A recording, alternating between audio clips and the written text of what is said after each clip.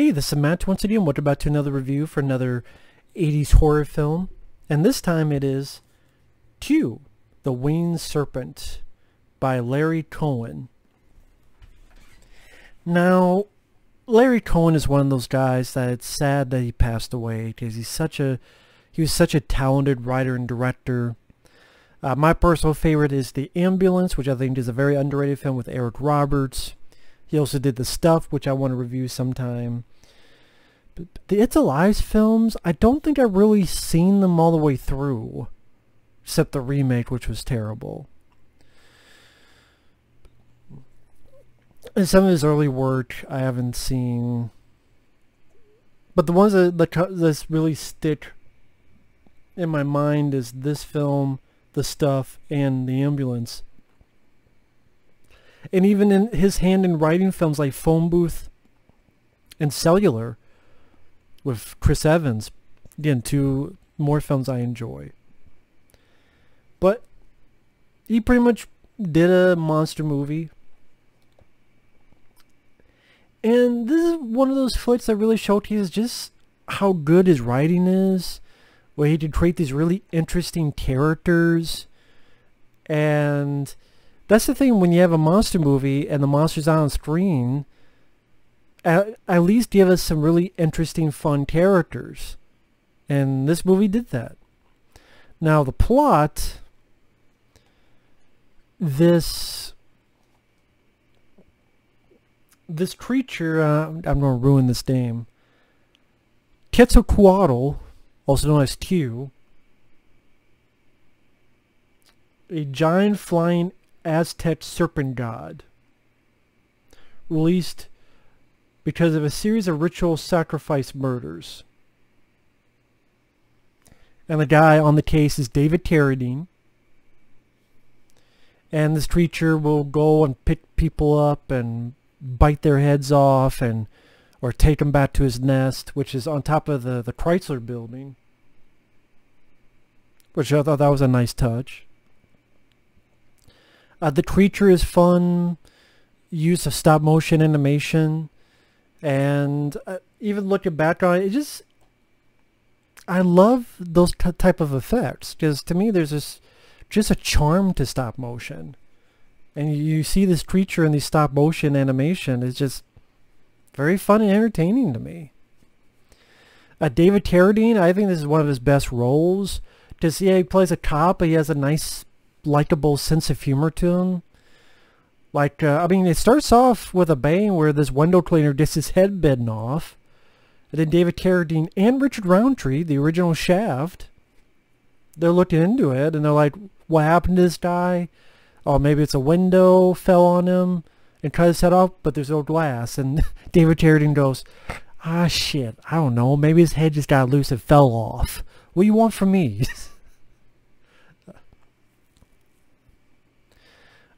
And one of our really the main character is Michael Moriarty, who worked with Larry Cohen a lot. He will also be in The Stuff. I know he was in The Return to Salem's Lot, which I barely remember. It's Alive 3, which I barely remember. Also that Masters of Horror, I can't remember, I think I reviewed it. It's about hitchhikers. I forgot what the hell it was called. But he plays a guy who wants to be a piano player, but he gets involved with criminals in this botched diamond heist. And he was like attempting to hide from the police after the heist, but he gets to the Chrysler building and he finds the nest there. And then he decides to, how do I put it?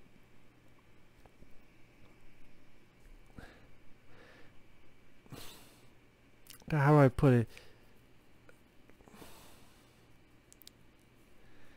Extort. That's the word I'm looking for. I don't know why my brain froze. Extort the police for money. Because he wants to be the big time now. He wants to be the big man now. And I can't really say Michael Moriarty's character is likable in this movie. Because, I mean, he's with Tandy Clark, who I remember from the Blob remake from 1988. And you hear dialogue that he hit her in the past. But yeah, a lot of times when they're together, they're just fighting with each other, and he wants to extort the city. But even though I can't really say he was a likable character, but he was an interesting character. The fact he wanted to be, the whole thing where he wants to be a piano player, the way the dialogue flies out by Larry Cohen's writing is what makes him interesting.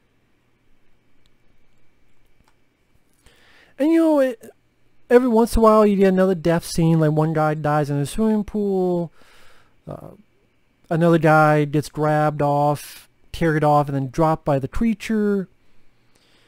And then you have a little bit of David Carradine on this case, which he was definitely my favorite character in the movie. But this is one time after a death scene, someone just telling David Carradine, it's like, man, this son of a bitch is getting bold. Oh, just the way he said it. Because David Carradine, usually in roles, he was always very serious and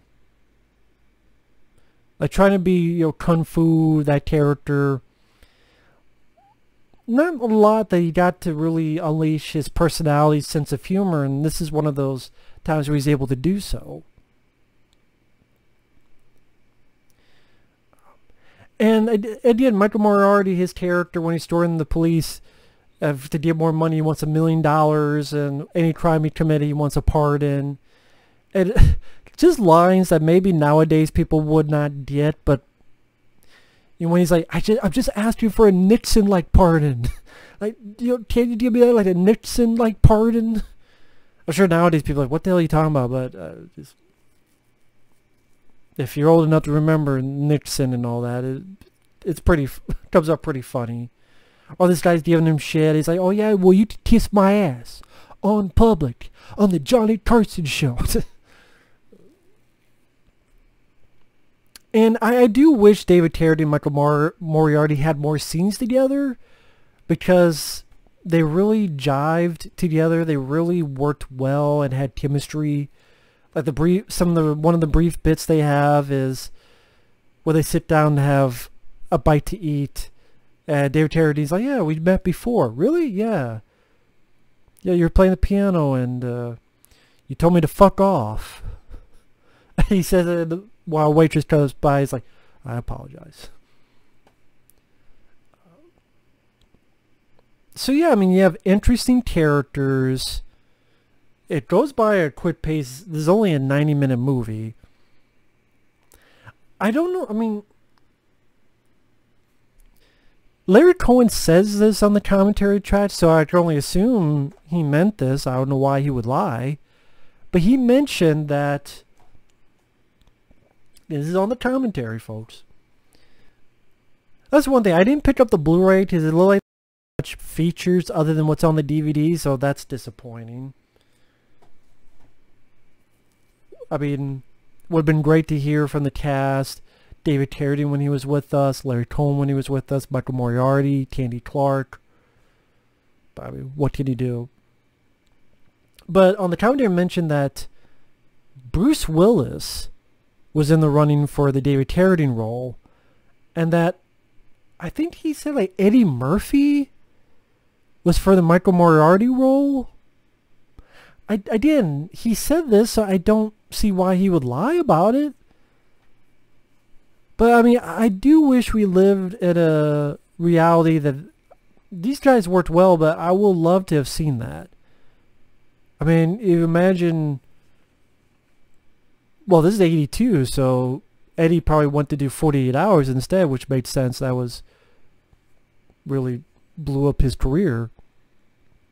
But I mean, there's that part of me that's like, man, Bruce Willis and Eddie Murphy in this kind of movie, saying Larry Cohen dialogue, that would have been really, really cool to see.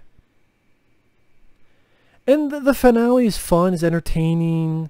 You know, the cops on top of the Chrysler building fighting the creature. And it still keeps the sense of humor where, like, actually this scene here, where it pokes his head and David Carradine shoots the shit out of it in his face, and then when it leaves, he's like, "You see that? It was big." I mean, overall, I think it's a fun monster movie. I think if you like B-movie monster films, I have to think this would be up my friend Michael Keane, the Choice voice, right up his alley. I mean, David Carradine, creature feature, interesting characters. If my friend Michael's watching, if you haven't seen Q the Winged Serpent, I do think this would be up your alley. I really do. The only issues I have, like I said, I wish David Carradine and Michael Moriarty had more scenes together. I get they were trying to make Michael Moriarty a more interesting character, but I wish he was a bit more likable, or by the end he did something to kind of repent his ways. That's not really the word I'm looking for, but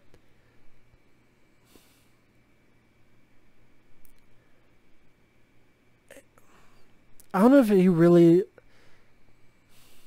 I'm not sure how to word... I'm not sure what I'm saying, but just a little bit extra something for the third act for Moriarty's character to be like...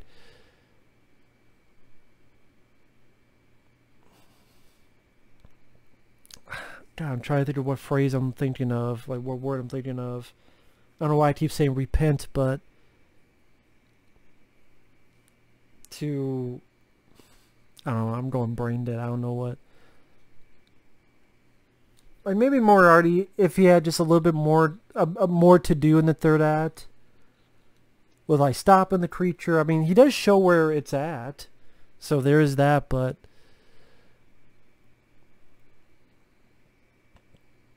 just a little bit more to this character to make us, to at least make me think of him more as at least a little bit more of a likable character. If that makes sense. But either way, fun monster movie. Well worth a look if you've never seen it. Thanks for watching. Take care. And we will see you in another review of another 80s horror movie. Take care.